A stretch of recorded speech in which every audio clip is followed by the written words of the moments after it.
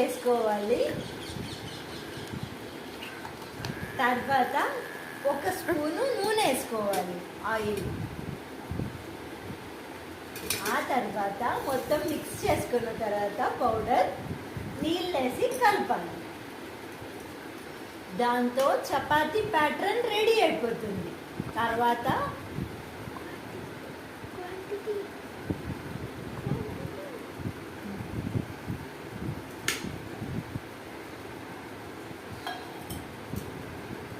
ఇలా గ్లాసులో నీళ్ళన్నీ పోసుకోకూడదు, ఎంత కావాలో అంతే పోసుకొని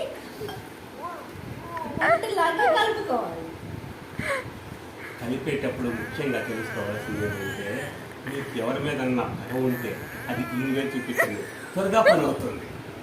ఇది టిప్.